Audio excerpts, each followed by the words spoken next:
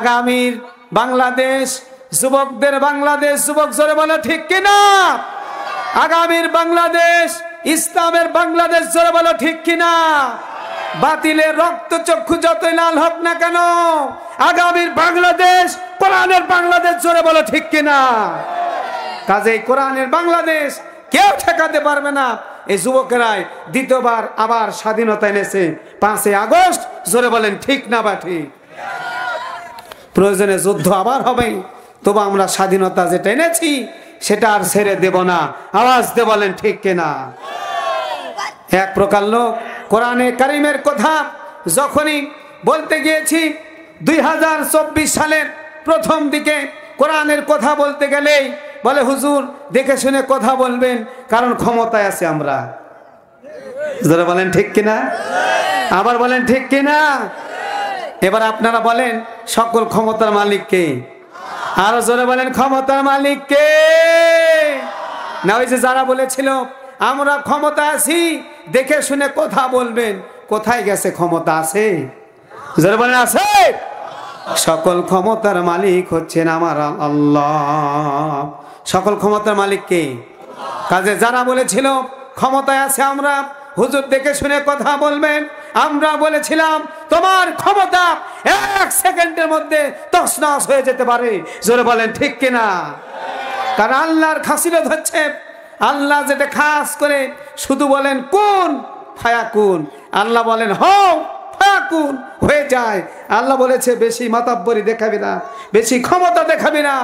তারা যখন ক্ষমতা দেখিয়েছে আল্লাহ বলেছেন কুন ফায়াকুন, আল্লাহ বলেছে তারা ক্ষমতা দেখেছে। আলেম ওলামাদের সাথে খারাপ আচরণ করার কারণে তারা বেশি দিন টিকে থাকতে পারে নাই। জোরে বলেন মুসলমান ঠিক কিনা? আজও বলতে চাই তাফসিরুল কোরআন মাহফিলে এক গ্রুপ শুধুমাত্র আলেম ওলামাদের সাথে খারাপ ব্যবহার করার কারণে তারা এই পৃথিবীর ইতিহাস থেকে তাদের ইতিহাস মুছে চলে গেছে, এমনকি নিজের দেশ পর্যন্ত থাকতে পারে না মুসলমান। জোরে বলেন ঠিক কিনা? আজও বলতে চাই যদি কেউ আলেম ওলামার সাথে, যদি কোন আলেমদের সাথে কেউ খারাপ ব্যবহার করে, আল্লাহর সে অস্ত্র এখন আছে না না? আর একটু জোরে বলেন আছে না না? ওই তাদের যে পরিণতি হয়েছিল তোমাদেরও ঠিক একই পরিণতি হবে। কাজে সাবধান হয়ে যাও। কখনো কোন অবস্থায় কোন আলেমের সাথে খারাপ ব্যবহার করা যাবে? একটু জোরে বলেন যাবে? যাবে না। একজন বলছে ওই আজহারি মাঝহারি, সে কি বলে আজহারি মাঝহারি বলার কারণে এক ক্ষমতাবান লোক এখন বাংলাদেশে থাকতে পারে নাই। এ সময় সাবধানতা অবলম্বন করে কথা বলবেন। খবরদার আজহারি মাঝহারি এই ধরনের আলেমদেরকে নিয়ে কখনো কথা বলবেন না। আপনি শামসুল ইসলাম টুকু যাই হন না কেন, যদি আজহারি মাঝহারি একজন আলেমকে যদি অসম্মান করেন, আপনার অসম্মান হতে 1 সেকেন্ড টাইম লাগবে না মুসলমান। জোরে বলেন ঠিক কিনা?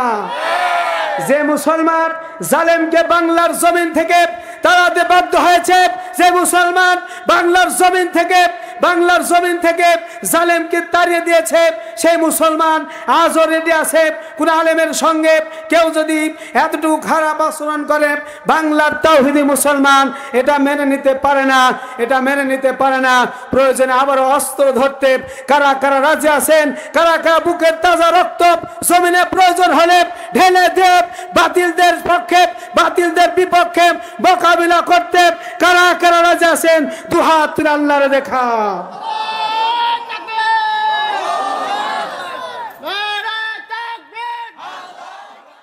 এক মুসলমান আর এক মুসলমানদের বিরুদ্ধে কথা বলতেছে, বলেন ঠিক কিনা? আমাদের প্রিয় রাহবার, আমাদের প্রিয় বড় ভাই আমার সাথে রাজশাহীতে তার প্রোগ্রাম ছিল আজ থেকে 5 বছর আগে। আমাদের প্রিয় মুফাসসির আল্লামা মিজানুর রহমান আজহারি তিনি রাজশাহীতে আসতে চেয়েছিলেন, কিন্তু আসতে পারে নাই। কোন একটা প্রেক্ষাপটে তাকে আসতে দেওয়া হয় নাই। তবে আপনাদেরকে আমি বলে যাচ্ছি, এই মাসে মিজানুর রহমান আজহারি আমাদের রাজশাহীতে আসবে। জোরে বলেন ইনশাআল্লাহ। আরো জোরে বলেন ইনশাআল্লাহ। এই মাসে মিজানুর রহমান আজহারি আসবে, কোরআনের কথাগুলি বলবেন। এই মিজানুর রহমান আজহারি যেই মাঠে আসতেছে সেই মাঠে হাজার হাজার লক্ষ লক্ষ লোক যখন হচ্ছে তখন বাতিলের কম্পন উঠে যাচ্ছে, জোরে বলেন ঠিক কিনা? যশোরের মাঠে যখন 25 লক্ষ লোক থেকে 20 থেকে 25 লক্ষ লোক, সাংবাদিকেরা বলেছে মিজানুর রহমান আজহারী আসার কারণে সেখানে 20 থেকে 25 লক্ষ লোক এসেছে। এটা আশা দেখে বাতিল বাম রম তাদের মাথা নষ্ট হয়ে গেছে, জোরে বলেন ঠিক কিনা? এই সময় তারা ভুলভাল কথা বলা শুরু করে দিয়েছে। এই সুযোগে এক প্রকার টুপিদারিওয়ালা লোক, মাথায় আছে টুপি, মনে হয় যেন সুপি, মাথায় আছে টুপি, পরনে আছে জুব্বা, আসলে সে হলো শয়তানের আব্বা, জোরে বলেন ঠিক কিনা? ফতোয়া দিয়ে দিয়েছে, ফতোয়া দিয়ে দিয়েছে মিজানুর রহমান আজহারী সম্পর্কে, বলে দিয়েছে সাদিকুর রহমান, সাদিকুল ইসলাম ভণ্ডপীর বদমাইশ। ফতোয়া দিয়েছে মিজানুর রহমান আজহারীর মাথা যদি 3 খণ্ড করে নিয়ে আসতে পারো তাহলে 10 লক্ষ টাকা পুরস্কার দেওয়া হবে। টাকা কি তোমার বাবার? অত বেশি টাকা হয়েছে? মাজারে বসে থেকে থেকে এই গরিব মানুষগুলির, ধর্মপ্রাণ মুসলমানদেরকে ভুলভাল ফতোয়া বুঝে টাকা ইনকাম করেছ। একজন আলেমের মাথা কেটে আনার জন্য 10 লক্ষ টাকা ঘোষণা করেছ। আমরা ঘোষণা করতে চাই মিজানুর রহমান আজহারীর মাথা কাটার জন্য 3 লক্ষ টাকার থেকে 3 খণ্ড মাথা করার কারণে 10 লক্ষ টাকা তুমি পুরস্কার ঘোষণা করেছ। আমরা বলতে চাই বাংলার তাওহীদি জনতা তোমাকে যদি রাস্তাতে পায় কুকুরের মতো পিটিয়ে মারবে, সরে বলেন ঠিক কিনা? তোমার কি মনে নাই তুমি কার বিরুদ্ধে কথা বলেছ? তিনি হলেন একজন আলেম। একজন আলেম হয়ে একজন আলেমের বিরুদ্ধে যখন কথা বলেছ তখন তোমার কপালটা পুড়ে গেছে, জোরে বলেন ঠিক কিনা? উদাহরণ দিলে বুঝবেন। কুড়াল কুড়াল কুড়াল গাছ কাটতেছে, বুঝলেন? কুড়াল যখন গাছ কাটতেছে, গাছ আফসোস করে বলছে, ভাই রে আমি নরম তাই তুমি আমার উপরে গরম দেখাচ্ছ, আমি নরম দেখে গরম দেখাচ্ছ, তুমি আমার উপরে এইভাবে কাটতেছ, তুমি লোহা শক্ত, আমি নরম গাছ, আমার উপরে গরম দেখাচ্ছ। এবার কুড়াল বলছে, ভাই বিষয়টা কিন্তু এমন না, বিষয়টা হচ্ছে আমি কুড়াল, আমি লোহার তৈরি, আমি শক্ত বলে তোমার উপরে অ্যাকশন নিচ্ছি, বিষয়টা এমন নয়। আমি তোমাকে যখন কাটতেছি, কাটার সময় তোমার জাত ভাই আমার পিছনে একটা করে ঠেলা মারতেছে, জোরে বলেন ঠিক কিনা? কুড়াল কি একা কি চলতে পারে? কুড়ালের পিছনে জাত ভাই ওই যে কাঠ লাগানো আছে, ওই কাঠ দিয়ে যখন ঠেলা মারে তখন এই কুড়াল দিয়ে গাছ কাটা হয়, জোরে বলেন ঠিক কিনা? আজকে তুমি মিজানুর রহমান আজহারীর মাথা কাটার জন্য 10 লক্ষ টাকা পুরস্কার ঘোষণা করেছ। এমন এক সময় আসবে তোমার মাথা কাটার জন্য 20 লক্ষ টাকা ঘোষণা করবে আরেকজন, জোরে বলেন ঠিক কিনা? তুমি ফতোয়া দিতে পারতে গান বাজনা হারাম, জোরে বলেন ঠিক কিনা? তুমি ফতোয়া দাও 31st নাইট কেন পালন করলে, এটা পালন করা হারাম, জোরে বলেন ঠিক কিনা? সেখানে তুমি ফতোয়া দিতে পারো না। তুমি ফতোয়া দাও বিয়ের বাড়িতে কোনো গান চলবে না, জোরে বলেন ঠিক কিনা? তুমি ফতোয়া দাও কোনো বেপর্দা নারী রাস্তাঘাটে বের হতে পারবে না, এই ফতোয়া দাও, জোরে বলেন ঠিক কিনা? তুমি ফতোয়া দাও কোনো ছেলে তার স্ত্রীকে যখন তখন তালাক দিতে পারবে না, জোরে বলেন ঠিক কিনা? এই ফতোয়া তুমি দিতে পারো না, কারণ এই ফতোয়া দিলে তোমার পিঠের চামড়া থাকবে না, জোরে বলেন ঠিক কিনা? তুমি সব বুঝে কোপ মারো। বাংলার তাওহীদি জনতা, দামাল ছেলেরা রেডি হয়ে আছে মিজানুর রহমান আজহারীর মাহফিল শোনার জন্য, আমির হামজার মাহফিল শোনার জন্য। আমাদের কোরআনের পাখি বলেছিলেন উত্তর গগনে কালো মেঘ জমা হয়েছে, সক্ষমভাবে যদি মোকাবিলা করতে না পারেন এমন এক সময় আসবে অমাবস্যার চাঁদ, সেটা তোমরা দেখতে পারতেও পারো নাও পারো। উত্তর গগন থেকে কিন্তু বাংলাদেশের স্বাধীনতা শুরু হয়েছে, জোরে বলেন ঠিক কিনা? আর একটু জোরে বলেন ঠিক কিনা?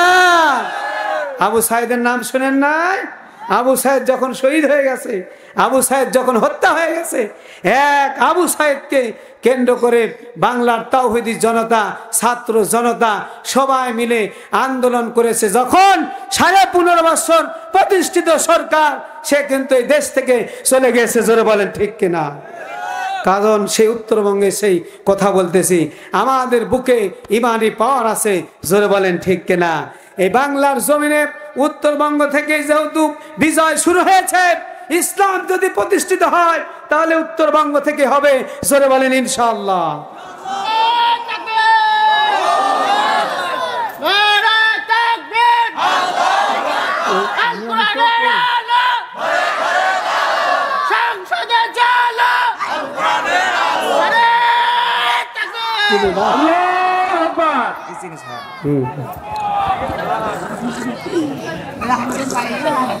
রাগ করলেন নাকি?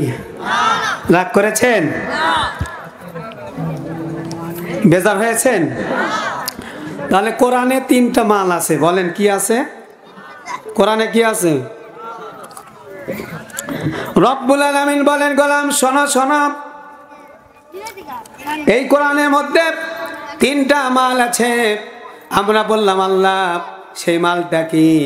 আল্লাহ বলেন, ওয়া তাম্মাত কালিমাতু রাব্বিকা সিদকাও ওয়া আদলা লা মুবাদ্দিলা লিকালিমাতিহি ওয়া হুয়াস সামিউন আলীম।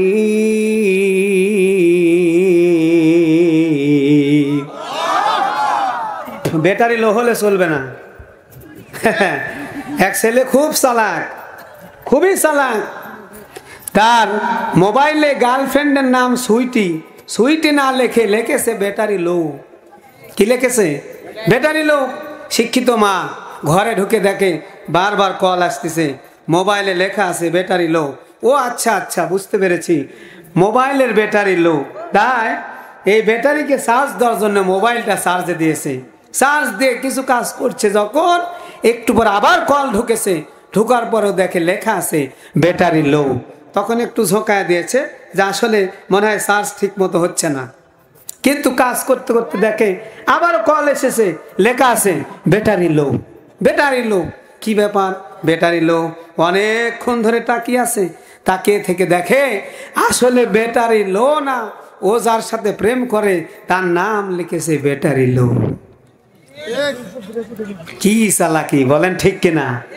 এরকম চালাক যুবক এলাকায় আছে না নাই? অনেকে চিন্তা করছে, হুজুর আপনি রাজশাহী থেকে এসেছেন, আপনি ওয়াজ করবেন, আমরা বেশি কিছু বলতে পারবো না। আমি কি ধরে নেব যে সকলের ব্যাটারি লো? ব্যাটারি কারো লো নাই, প্রয়োজনে আমারই ব্যাটারি লো হয়ে যাবে, আপনাদের ব্যাটারি লো হবে না। প্রমাণ আছে, 12টার পরে আপনারা ওয়াজ শুনেন, জোরে বলেন ঠিক কিনা? কোরআনে কি আছে?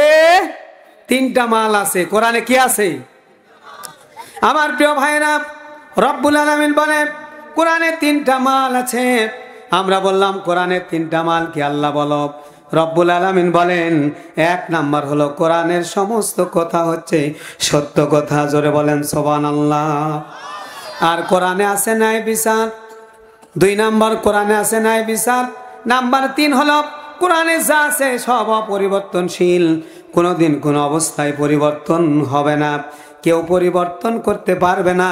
কোরআনকে যারা পরিবর্তন করতে যাবে বরং তারাই পরিবর্তন হয়ে যাবে, জোরে বলেন ঠিক কিনা? প্রিয় ভাইরা আমার, সেই কোরআনের কথা বলতেছিলাম।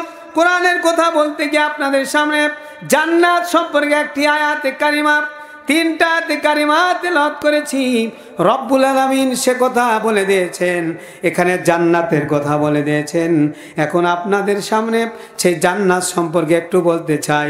আল্লাহর নবী পিয়ারা হাবিব মুহাম্মদুর রাসূলুল্লাহ সাল্লাল্লাহু আলাইহি ওয়াসাল্লাম মসজিদে নববীতে বসে আছেন।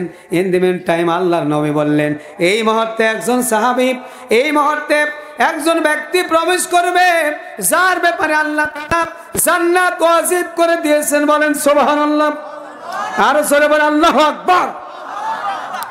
এই মাত্র একজন ব্যক্তি মসজিদে প্রবেশ করবে যার ব্যাপারে আল্লাহ জান্নাত ওয়াজিব করে দিয়েছেন। সকল সাহাবী আশ্চর্য হয়ে গেল, কোন এমন ব্যক্তি যে জান্নাতে প্রবেশ করে নিয়েছে, জান্নাত ওয়াজিব হয়ে গেছে, এমন ব্যক্তিকে প্রবেশ করলেন। দেখতে পেলেন এক ব্যক্তি যে স্যান্ডেলটা হাতে নিয়ে ওযু করেছে, ওযুর পানিটা টপ টপ করে গা থেকে পড়ছে। লোকটা এসে বসে গেলেন। দ্বিতীয় দিন আবার আল্লাহর হাবিব সাল্লাল্লাহু আলাইহি সাল্লাম বললেন, আজকে এমন এক ব্যক্তি এখানে উপস্থিত হবে যার ব্যাপারে আল্লাহ তাআলা জান্নাত ওয়াজিব করে দিয়েছেন। প্রাণ খুলে সবাই জোরে সরে বলেন সুবহানাল্লাহ। আর জোরে, জোর হলো না, জোরসে বলেন। কেউ যদি একবার সুবহানাল্লাহ বলেন, সুবহানাল্লাহি তামলাউল মিজান ওয়াস সামাওয়াতি ওয়াল আরদ, আসমান এবং জমিনের যত ফাঁকা জায়গা আছে একবার সুবহানাল্লাহ বললে পরিপূর্ণ করে দেন যিনি, বলেন তো তিনি কে? আরেকটা আওয়াজ দিয়ে বলেন সুবহানাল্লাহ। কেউ যদি একবার সুবহানাল্লাহ বলে, সুবহানাল্লাহর মধ্যে 8টা হরফ আছে। সুবহানাল্লাহ একবার বলার কারণে আমার আল্লাহ খুশি হয়ে ওই বান্দার জন্য জান্নাতের 8টি দরজা খুলে দিতে পারে কি পারে না? আবার বলেন সুবহানাল্লাহ। আমি তো জানি কিছুদিন আগে ভোট হলো, 1 কাপ চা খায়, 1 কাপ চা খেয়ে আপনারা যত দূরে তাকবীর বলেছেন, আমার ভাই তোমার ভাই, অমুক ভাই অমুক ভাই, অমুক ভাইয়ের চরিত্র ফুলের মতো পবিত্র, নামাজ পড়ে না, 1 ওয়াক্ত আছে না নাই? জোরে বলেন। সেই ভাইয়ের জন্য যত মিছিল করেছেন, কোনো সওয়াব হয়েছিল? কোনো সওয়াব হয় নাই। কিন্তু আপনি যদি একবার সুবহানাল্লাহ বলেন, আল্লাহ খুশি আপনার জন্য জান্নাতের 8টা দরজা খুলে দিতে পারে কি পারে না? জোরে বলেন সুবহানাল্লাহ। আস্তে বলেন সুবহানাল্লাহ। আল্লাহর নবী বললেন, এই মুহূর্তে এমন এক ব্যক্তি মসজিদের মধ্যে প্রবেশ করবে যার ব্যাপারে আল্লাহ তাআলা বলেছেন তার জন্য জান্নাত ওয়াজিব হয়ে গেছে। সাহাবীরা বললেন, লোকটাকে দেখাই লাগবে। কিছুক্ষণ পরে দেখলেন প্রথম দিন যে ব্যক্তিটা এসেছিল, দ্বিতীয় দিন আবার ওই ব্যক্তি উপস্থিত হয়ে গেছে। আল্লাহ নবীর সাহাবীদের মধ্যে মনের মধ্যে একটা চিন্তা ধরে গেল, এই ব্যক্তিটা কি এমন আমল করেছেন যে আমল করার কারণে রব্বুল আলামিন খুশি হয়ে তার জন্য জান্নাত দিয়েছেন। তৃতীয় দিনে আবার আল্লাহ নবী বললেন, এমন একজন ব্যক্তি এই মসজিদের মধ্যে প্রবেশ করবেন যার ব্যাপারে আল্লাহ তাআলা জান্নাত ওয়াজিব করে দিয়েছেন। সাহাবীরা এবার অধীর আগ্রহে বসে আছেন, দেখি কোন ব্যক্তি প্রবেশ করে। লক্ষ্য করে দেখা গেল প্রথম দিন যে ব্যক্তি উপস্থিত হয়েছিল, দ্বিতীয় দিন যে ব্যক্তি উপস্থিত হয়েছিল, তৃতীয় দিন আবার ওই ব্যক্তি মসজিদের মধ্যে উপস্থিত হয়ে গেল। এবার ওই ব্যক্তিকে দেখে সবাই আশ্চর্য হয়ে গেল। একজন সাহাবী চিন্তা করলেন, এই ব্যক্তিটার আমলটা কি একটু দেখা দরকার। আমলটা দেখার জন্য ওই ব্যক্তির বাড়িতে চলে গিয়েছে। যাবার পরে বলতেছেন, রাসূলুল্লাহর সাহাবী, আপনার বাড়িতে আমি দাওয়াত নিতে চাই, 3 দিন যাবত থাকতে চাই। কারণ হচ্ছে আমার বাড়িতে আমার পিতার সাথে একটু দ্বন্দ্ব হয়েছে। ও তাই নাকি? আমার বাড়িতে থাকবেন? থাকেন, আমি মেহমানকে খুব পছন্দ করি। এবার লোকটা ওই বাড়িতে থাকলেন, একদিন চলে গেল। লক্ষ্য করে দেখে যেই লোকটার ব্যাপারে নবীজি সুসংবাদ দিয়েছেন, এই লোকটার জন্য আল্লাহ জান্নাত ওয়াজিব করে দিয়েছেন, কিন্তু এই ব্যক্তির তেমন কোনো আমল নাই, তেমন কোনো আমল নাই। প্রথম দিন চলে গেল, কথা কি বোঝা যায়? সবার বোঝা যায়? প্রথম দিন চলে গেল, দ্বিতীয় দিন লোকটা অপেক্ষায় আছে, দেখি লোকটা কি এমন আমল করে। দ্বিতীয় দিন আবার তিনি অপেক্ষায় করছেন, দেখি লোকটা কি আমল করে। দেখে উনি যে আমল করতেছেন ঠিক সে একই আমল তার ভাই করছে। এবার জিজ্ঞাসা করে, ভাই আপনার কি কোনো অতিরিক্ত আমল আছে? তিনি বললেন যে না, আমি যা আমল করি আপনি যা আমল করেছেন ঠিক একই আমল করতেছি। 3 দিন পরে লোকটা লক্ষ্য করে দেখে যে আসলে কোনো অতিরিক্ত আমল নাই। অতিরিক্ত আমল না থাকা দেখে এবার তিনি বললেন, আপনার বাড়িতে আমি বেশিক্ষণ থাকতে পারবো না। আসলে আমার বাবার সঙ্গে কোনো দ্বন্দ্ব কিছুই হয় নাই, শুধু দেখতে এসেছিলাম আপনার অতিরিক্ত আমলটা কি। নবীর কাছে চলে গেলেন, যাবার পরে বললেন, ইয়া রাসূলুল্লাহ, হাবিবাল্লাহ, ওই লোকটা সম্পর্কে আপনি বলেছেন লোকটা নাকি খুব জান্নাতি। 3 দিন আপনি বললেন লোকটা জান্নাতি, কিন্তু 3 দিন তার বাড়িতে থেকে দেখলাম আমি 5 ওয়াক্ত নামাজ পড়ি, সেও নামাজ পড়ে। রাতের কিছু অংশ আমি তাহাজ্জুদ পড়ি, সেও তাহাজ্জুদ পড়ে। অতিরিক্ত কোনো আমল নাই। মনে রাখবেন, রাতের নামাজ আল্লাহর কাছে দাম কম নাকি বেশি? আরো জোরে বলেন, কম নাকি বেশি? وَمِنَ اللَّيْلِ فَتَهَجَّدْ بِهِ نَافِلَةً لَكَ عَسَى أَن يَبْعَثَكَ رَبُّكَ مَقَامًا মাহমুদা। আল্লাহ তাআলা বলেন, মাকামে মাহমুদ আল্লাহ তাআলা তার প্রিয় নবীকে দান করেছেন। পৃথিবীতে আর কিছু ব্যক্তিকে আল্লাহ মাকামে মাহমুদ দান করবেন, যারা রাতের অন্ধকারে শুধুমাত্র আল্লাহকে খুশি দেওয়ার জন্য, আল্লাহকে খুশি রাখার জন্য যারা সেজদা দেয়, এটাকে বলা হয় তাহাজ্জুদের নামাজ। তাহাজ্জুদের নামাজ আদায় করে যারা মাকামে মাহমুদ পাবে, তারা বলেন সুবহানাল্লাহ।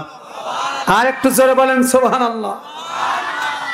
আমার প্রিয় ভাইরা, লোকটা ফিরে এসে বলছেন, ইয়া রাসূলুল্লাহ, হাবিবাল্লাহ, ওই লোকটার কোন অতিরিক্ত আমল নাই, 5 ওয়াক্ত নামাজ আমিও পড়েছি, লোকটাও পড়েছে, কিন্তু লোকটার অতিরিক্ত কোন আমল নাই।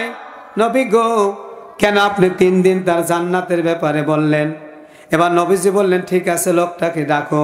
লোকটাকে ডাকা হলো, জিজ্ঞাসা করা হলো, আপনার অতিরিক্ত কোনো আমল আছে নাকি? এবার ওই সাহাবী বলছেন, ইয়া রাসূলুল্লাহ, হাবিবাল্লাহ, আপনি যতগুলো আমল শিখিয়েছেন প্রত্যেকটা আমল করে অতিরিক্ত কোনো আমল নাই। ও আচ্ছা, ঠিক আছে, অতিরিক্ত আমল নাই, কিন্তু আপনি তো জান্নাতের কথা কেন বলেছেন? এবার নবীজি লোকটাকে ডাক দিয়ে বললেন, অতিরিক্ত আমলটা জানতে চাই, অতিরিক্ত আমলটা কি আপনারা শুনবেন না চলে যাবেন? কারা কারা শুনবেন হাত তুলেন দেখি। নারায়ে তাকবীর, নারায়ে তাকবীর। এই মাঝে মাঝে যদি পানি খায় সমস্যা আছে? সমস্যা আছে? অনেকে বলছে না, আবার কেউ বলছে বলবো না। পানি আমাদেরকেও দিতে হবে, বলেন ঠিক কিনা? দেওয়া লাগবে, পানি দেওয়া লাগবে। তাহলে মাঝে মাঝে যদি পানি খায় সমস্যা আছে? আমাদের গিয়াসউদ্দিন তাহিরি ভাই এক সময় বলল, আমি আর গরম পানি খাই না, আমি চা খাই, চা চা চা চা। কিছুদিন পরে বলছে লাল চা খায় না, দুধ চা খায়। ও আচ্ছা, ঠিক আছে। কিছুদিন পর বলছে লাল চা দুধ চা কিছুই খায় না, এখন আমি কফি খাই, কফি কফি। জোরে বলেন ঠিক কিনা? তা আমি লাল চা দুধ চা কফি কিছুই না, মাঝে মাঝে গরম পানি খাওয়া দরকার। কারণ 10 তারিখের ওয়াজ 11 তারিখে শুনছেন, গরম পানি না দিলে তো হবে না, বলেন ঠিক কিনা? জোরে বলেন ঠিক কিনা? এজন্য যে এত রাতে ওয়াজ করার অভিজ্ঞতা নাই, রাত 12টার পরে ওয়াজ চলবে নাকি বন্ধ করে দেব? চলবে। বোঝা যায়? বোঝা যায়? কথা বোঝা যায়? রাজশাহীর লোক, আপনারা গাইবান্ধার লোক, কথা নাও বুঝতে পারেন তো। এই যে গাইবান্ধার লোক খুবই চালাক, চলে গেছে নোয়াখালী বেড়াতে। কোথায়? নোয়াখালী। নোয়াখালী নোয়াখালী বেড়াতে গিয়ে ওই যে এক দোকানে গিয়ে বলছে, কাঁচা মালের দোকানে গিয়ে বলছে, ভাই 5 কেজি হেহে দেন তো, হেহে। দোকানদার বলছে, ভাই মাফও চাই, দোয়াও চাই, হেহে নামক কোনো তরকারি নাই। আছে? জোরে বলেন আছে? কিন্তু লোকটা বলছে, আমি দেখতে চাচ্ছি, আমি দেখতে পাচ্ছি গাইবান্ধার লোক, আমরা গায়ে বেঁধে রাখি, এরে ছেড়ে দে রাখি। জোরে বলেন ঠিক কিনা? তো আমি দেখতে পাচ্ছি আপনার দোকানে হে হে আছে, অথচ আপনি দিচ্ছেন না। দোকানদার বলছে, ভাই চাই, আমার দোকানে হে হে নামক কোনো তরকারি নাই। আপনারা বলেন আছে? জোরে বলেন আছে? নাই। এবার গাইবান্ধার লোক বলছে, ভাই আপনারা তো নোয়াখালীর লোক, পানিরে বলেন কি? ওনারা বলছে, আমরা পানিরে বলে হানি। পানিরে কি বলে? পানি। তো হানি খাওয়া যাবে? হানি খাওয়া যাবে? মাঝে মাঝে খাইলে কোনো সমস্যা নাই। কারণ কিছুদিন আগে গলা বসে গিয়েছিল, সুস্থতা রাখার মালিক কে? আল্লাহ সুস্থ করে দিয়েছেন। এই কারণে আজকে কথা বলতেছি। অনেকগুলি মাহফিল এই বছর করি নাই, কারণ অসুস্থ ছিলাম। প্রিয় ভাইয়ের আমার, এবার দেখেন, লক্ষ্য করেন, বলছে দোকানে দেখা যাচ্ছে হে হে আছে। তো এবার গাইবান্ধার লোক বলছে, আপনার টিয়াগাছার লোক বলছে, আপনার দোকানে হে হে আছে, তাড়াতাড়ি দেন। বলছে হে হে নামক কোনো তরকারি নাই। বলছে আপনারা পানিরে কি বলেন? ওনারা বলছে, আমরা বলি পানিরে হানি। ও আচ্ছা, আপনি যদি পানিরে হানি বলেন, তাহলে আপনার সেই কথা অনুযায়ী আপনার পেঁপেকে আমরা হে হে বলতে পারি। জোরে বলেন ঠিক কিনা? আপনার দোকানে পেঁপে মানে হে হে, হে হে আছে, তাড়াতাড়ি দেন। দোকানদার বলছে, এটা তো বুঝতে পারি নাই, অ্যাঙ্গেলে ডোজ মেরেছে এই গাইবান্ধার লোক। জোরে বলেন ঠিক কিনা? তো আপনারা শেষ পর্যন্ত অ্যাঙ্গেলে আমাকে যা ডোজ মারা শুরু করেন না, তাহলে কিন্তু শেষ পর্যন্ত টিকে থাকতে পারবো না। এবার আওয়াজ দিয়ে সবাই মিলে বলেন, কথা বোঝা যায়? আরো জোরে বলেন, কথা কি বোঝা যায়? চলবে নাকি দোয়া করে দেব? চলবে। চলার পক্ষে কারা কারা 2 হাত তুলে আল্লাহরে দেখাও। লিল্লাহে তাকবীর, নারায়ে তাকবীর। মাশাআল্লাহ, খুব সুন্দর মনোযোগ আছে। মনোযোগ সহকারে একেবারে পান সুপারি চুন যা কিছু লাগে সব নে এটে সেটে বসে পড়েছে। আমারও একটা অভিজ্ঞতা আছে। এই যে দিনাজপুর, এখান থেকে বহুদূর আফতাবগঞ্জ থানা, স্বপ্নপুরী, ইসলামপুর হাই স্কুল মাঠে ওয়াজ করতে গিয়েছিলাম। আমাকে তুলে দিয়েছে রাত 1টার সময়। কয়টার সময়? ওয়াজ করবো কখন? রাত 1টার সময় দিলে ওয়াজ করা যায়? চিন্তা করেন। তাহলে উত্তরবঙ্গের অভিজ্ঞতা আছে। এই যে কিছুদিন আগে এই ডিসেম্বরে পার্বতীপুর গিয়েছিলাম। পার্বতীপুর আমাকে ওয়াজ করতে তুলতে দিয়েছে রাত 12:15টার সময়। আজকে আপনারা যেমন দিলেন ঠিক এইরকম 12:15টার সময় দেওয়ার পরেই বলছে হুজুর 12:30টার মধ্যে শেষ করেন। তা আমি আল্লাহর দিকে তাকিয়ে শুকর আদায় করলাম, আল্লাহ বাঁচালো। কারণ 12:15টার সময় তুলে যদি 12:30টায় দোয়া করতে বলে, লাভ তাদের না আমারই লাভ। তো আপনারা যদি মনে করেন হুজুর চলবে না, দোয়া করে দেন, তাহলে আল্লাহর শুকরিয়া আদায় করব। জোরে বলেন ঠিক কিনা? এই যে শুনবে না, শুনবেন? সবাই শুনবেন? আর একবার বলেন লিল্লাহে তাকবীর। হয় নাই? জোরে বলেন নারায়ে তাকবীর, নারায়ে তাকবীর। এবার আসেন, এবার বলছেন হিয়া রাসূলুল্লাহ, হাবিব আল্লাহ, আপনি তো বললেন 3 দিন তার জান্নাতের কথা বললেন। এবার বলেন সে জান্নাতে যাওয়ার কারণটা কি? সাহাবীকে ডাকা হলো, ডাকার পর জিজ্ঞাসা করা হলো, প্রিয় সাহাবী এবার বলো তুমি কি এমন আমল করো যার কারণে আমি বলেছি তুমি 3 দিন তোমার ব্যাপারে বলেছি তুমি জান্নাতি, আমার আল্লাহ তোমার সম্পর্কে জানা দিয়েছেন। জোরে বলেন সুবহানাল্লাহ। সেই জান্নাতি আমলের ব্যাপারে অবশ্যই আগে বলে দেব। সেটা হচ্ছে আল্লাহর নবীর প্রিয় সাহাবী বললেন, ইয়া রাসূলুল্লাহ, হাবিব আল্লাহ, আমাকে আপনি যেহেতু জান্নাতি বলে ঘোষণা দিয়েছেন, আমার তেমন কোনো আমল নাই, তবে আমি যখন ঘুমাতে যাওয়ার সঙ্গে সঙ্গে আমি মনে করি আজকে আমি সবাইকে মাফ করে দিলাম। জোরে বলেন সুবহানাল্লাহ। আমলটা কি? সবাইকে মাফ করে দিলাম। আজকে আজহারি মাঝহারি বলে যারা বক্তব্য দিচ্ছেন, আজকে মাহফিল থেকে বলতে চাই আপনারা সাবধান হয়ে যান, আপনাদেরকে মাফ করে দিলাম। জোরে বলেন ঠিক কিনা? মাফ করা মালিক কে?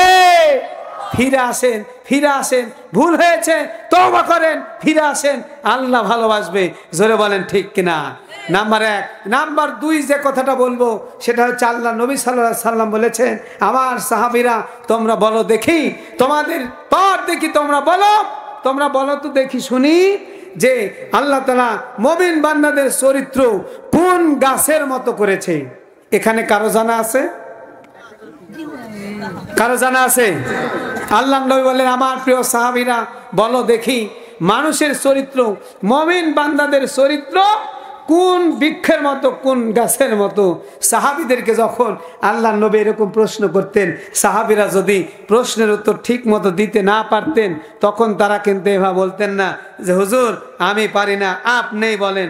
বরং তারা বলতেন যে এই কথাটা আল্লাহ এবং তার রাসূলই ভালো জানেন। জোরে সোরে বলেন সুবহানাল্লাহ, প্রাণ খুলে বলেন সুবহানাল্লাহ। এবার তিনি বলছেন, ইয়া রাসূলুল্লাহ, হাবিব আল্লাহ, আপনি বলেন, আল্লাহ এবং তার রাসূলই জানেন। এবার আল্লাহ নবী বললেন, মুসলমানদের চরিত্র, ইমানদার বান্দাদের চরিত্র খেজুর গাছের মতো। বলেন কোন গাছ? আরো জোরে। এবার প্রশ্ন হতে পারে, দুনিয়াতে এত গাছ থাকতে খেজুর গাছের কথা আল্লাহ তাআলা কেন বলেছেন? খেজুর গাছের কত খেজুরের রস খাইলেন? বলেন ঠিক কিনা? খেজুরের রস বর্তমান গাইবান্ধাতে আছে না নাই? ভাই আছে? খেজুরের রস আছে? আছে? খাওয়া হয়েছে? খেজুরের রস আছে না নাই? খেজুরের গাছ, এই গাছটা খুব প্রাকৃতিক একটা দুর্যোগ সহ্য করতে পারে, এমন একটি গাছ খেজুরের গাছ। এই গাছটা সবচাইতে বেশি প্রাকৃতিক দুর্যোগ সহ্য করতে পারে। এই গাছে তেমন সার কীটনাশক কিছুই দিতে হয় না। রাস্তার ধারে হয়, ঝড় হয়, ঝাপটা হয়, কত কি হয়, রোদ হয়, খেজুরের গাছ নষ্ট হয় না, খেজুর দেয়, ফল দেয়। আবার এই খেজুরের গাছ সকালবেলা মানুষ, এই যে যারা রাখাল এই খেজুরের গাছ লাগায়, তাদেরকে আপনারা কি বলেন? কি বলেন? হ্যাঁ, কি বলেন? খেজুরের গাছ যারা লাগায় কি বলেন? রস লাগায়। ওই লোকটার নাম নাই? গাছি।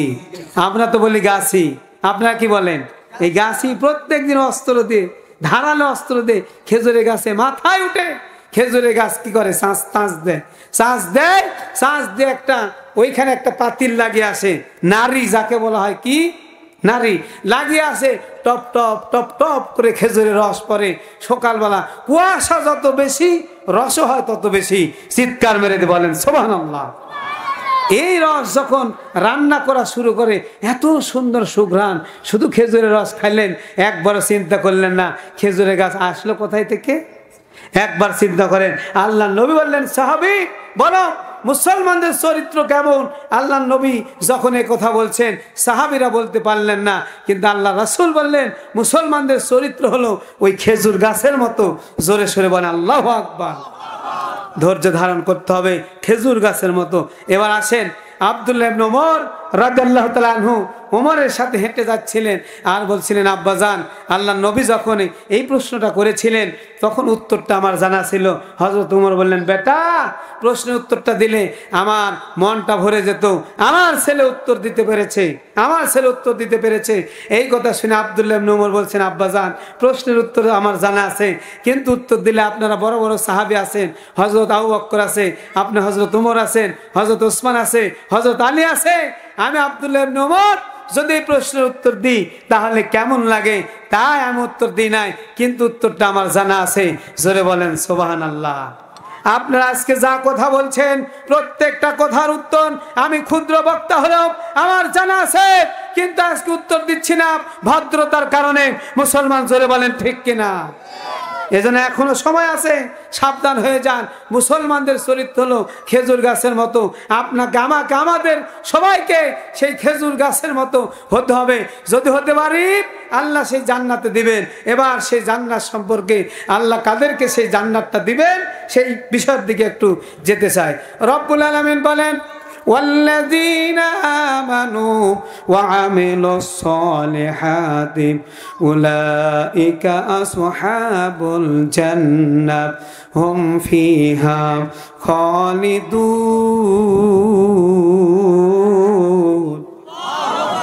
রব্বুল আলামিন বলেন যারা ঈমান এনেছে আল্লাহর প্রতি সৎ আমল করেছে আল্লাহ তাআলা খুশি হয়ে তাদেরকে জান্নাত দিবেন, আর তারা হলো জান্নাতের অধিবাসী, আর ওই জান্নাতে তারা চিরকাল থাকবে। জোরে বলেন সুবহানাল্লাহ। কিন্তু রব্বুল আলামিন সূরাতুল বাকারার 82 নম্বর আয়াতে কথা বললেন, আর 83 নম্বর আয়াতে আল্লাহ তাআলা হযরত মুসা আলাইহিস সালামের কাছ থেকে কিছুটা অঙ্গীকার নিয়েছিলেন। অঙ্গীকারের মধ্যে নাম্বার 1 হলো যারা জান্নাতি বান্দা হতে চায়, যারা জান্নাতে যেতে চায় তাদেরকে অবশ্যই কিছু কাজ করতে হবে। ওই কাজের কথা বলবো নাকি আমি এক্ষুনি দোয়া করে দেব? বলবো সবাই শুনবেন তো ইনশাআল্লাহ? শুনবেন, সবাই শুনবেন। রব্বুল আলামিন বলেন নাম্বার 1 হলো লা তা'বুদুনা ইল্লাল্লাহ। হয় না? আরেকবার বলবো, আপনারা আল্লাহু আকবার বলবেন। রব্বুল আলামিন বলেন লা তা'বুদুনা ইল্লাল্লাহ। আল্লাহ বলেন আল্লাহ ছাড়া কারো ইবাদত করা যাবে, আল্লাহ ছাড়া কারো ইবাদত করা যাবে না। আল্লাহ তাআলা বলেন লা তুশরিক বিল্লাহি শাইআ, আর আল্লাহর সাথে কাউকে শিরিক করা যাবে না। 1 নাম্বার ইবাদতের মালিক হলেন আল্লাহ। ইবাদতের মালিক কে? আর একটু জোরে বলেন ইবাদতের মালিক কে? ইবাদতের মালিক হলো আল্লাহ, ইবাদতের মালিক আল্লাহ। রব্বুল আলামিন বলেন সূরা নাহল 36 নম্বর আয়াতে ওয়ালাকাদ বা'আসনা ফি কুল্লি উম্মাতির রাসূলা আন ইবুদুল্লাহ ওয়াস্তানিবুত তাগুত। আল্লাহ তাআলা বলেন গোলাম শোনো, এই পৃথিবীতে যত নবী রাসূল এসেছে সমস্ত নবী রাসূল তারা একটাই দাওয়াত দিয়েছেন, এক আল্লাহর ইবাদত করো আর তাগুতকে বর্জন করো, এক আল্লাহর ইবাদত করো। প্রশ্ন হলো এক আল্লাহর ইবাদতটা বুঝলাম, কিন্তু তাগুতকে বর্জন করতে হবে। প্রশ্ন হলো তাগুতকে, এই তাগুতটা জানা দরকার আছে না নাই? রব্বুল আলামিন বলেন الذين آمنوا يقاتلون في سبيل الله والذين كفروا يقاتلون في سبيل الطاغوت فقاتلوا أولياء الشيطان إن كيد الشيطان كان ضعيفا আল্লাহ বলেন যারা ঈমানদার তারা আমল করে, যারা ঈমানদার তারা লড়াই করে আল্লাহর পথে, আর যারা কাফের তারা লড়াই করে তাগুতের পথে। মনে রাখবে রব্বুল আলামিন বলেন যারা তাগুত তারা হচ্ছে দুর্বল দুর্বল দুর্বল, এত দুর্বল ওই দুর্বা ঘাসের মতো দুর্বল, খুবই দুর্বল। কিন্তু এই তাগুত যখন আসে, তাগুত হলো সে যে আল্লাহর হুকুম পালন করে না, আর একজনকে পালন করতে দেয় না, নিজে তো আল্লাহর হুকুম পালন করেই না, আর একজনকে আইন করে হলো। এই তাগুত শক্তি যারা, তারা নিজে আল্লাহর হুকুম পালন করে না, আর একজনকে আল্লাহর হুকুম পালন করতে দেয় না, প্রয়োজনে তারা আইন করে।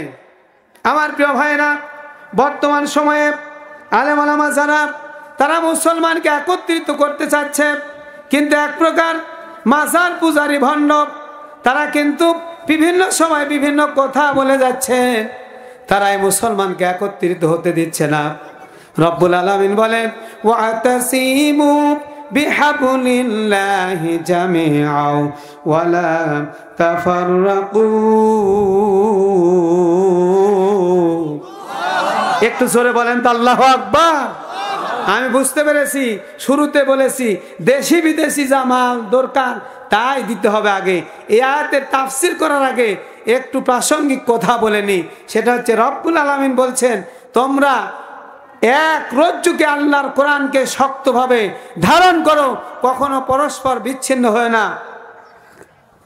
কিন্তু বাংলাদেশের প্রেক্ষাপটে একজন আলেম আর একজন আলেমের বিরুদ্ধে ফতোয়া দেওয়া শুরু করেছে মুসলমান, জোরে বলেন ঠিক কিনা?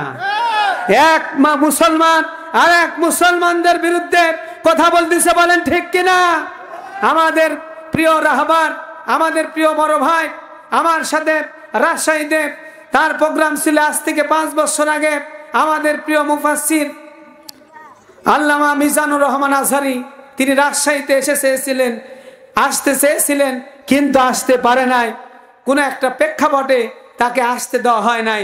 তবে আপনাদেরকে আমি বলে যাচ্ছি, এই মাসে মিজানুর রহমান আজহারি আমাদের রাজশাহীতে আসবে, জোরে বলেন ইনশাআল্লাহ, আরো জোরে বলেন ইনশাআল্লাহ। এই মাসে মিজানুর রহমান আজহারি আসবে, কোরআনের কথাগুলি বলবেন। এই মিজানুর রহমান আজহারি যেই মাঠে আসতেছে, সেই মাঠে হাজার হাজার লক্ষ লক্ষ লোক যখন হচ্ছে, তখন বাতিলের কম্পন উঠে যাচ্ছে, জোরে বলেন ঠিক কিনা?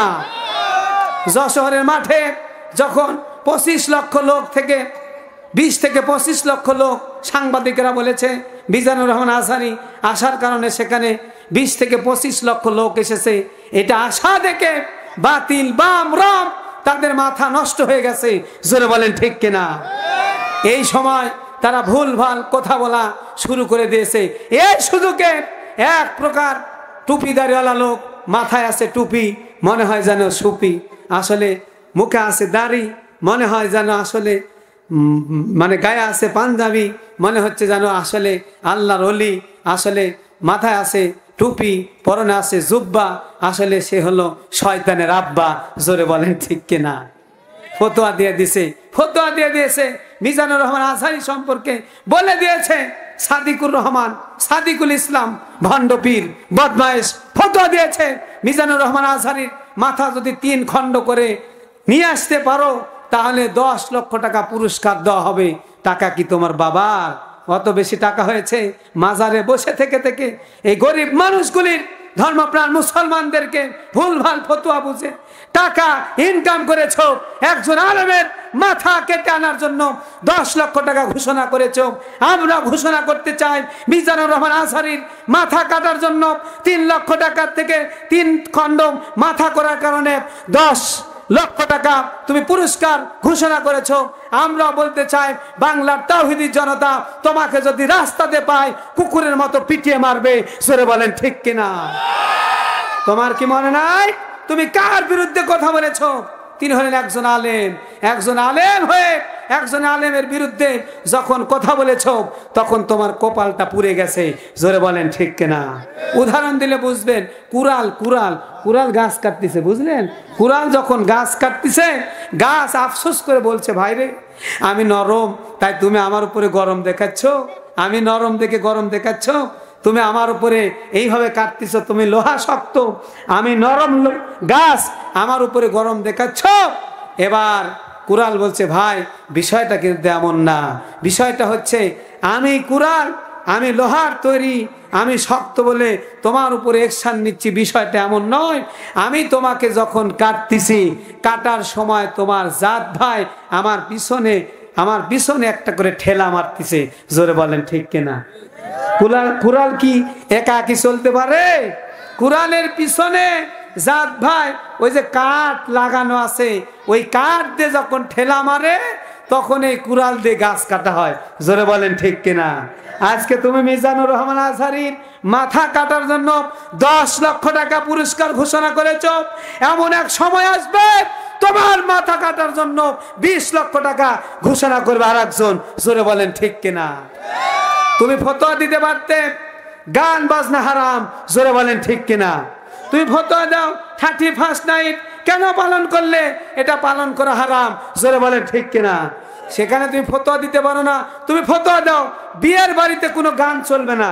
জোরে বলেন ঠিক কিনা? তুমি ফতোয়া দাও কোনো বেপর্দা নারী রাস্তাঘাটে বের হতে পারবে না, এই ফতোয়া দাও। জোরে বলেন ঠিক কিনা? তুমি ফতোয়া দাও কোনো ছেলে তার স্ত্রীকে যখন তখন তালাক দিতে পারবে না। জোরে বলেন ঠিক কিনা? এই ফতোয়া তুমি দিতে পারো না, কারণ এই ফতোয়া দিলে তোমার পিঠের চামড়া থাকবে না। জোরে বলেন ঠিক কিনা? তুমি সব বুঝে কোপ মারো।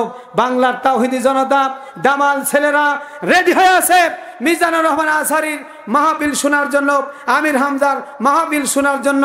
আমাদের কোরআনের পাখি বলেছিলেন উত্তর গগনে কালো মেঘ জমা হয়েছে, সক্ষমভাবে যদি মোকাবিলা করতে না পারেন এমন এক সময় আসবে অবসর সাত, সেটা তোমরা দেখতে পারতেও পারো নাও পারো।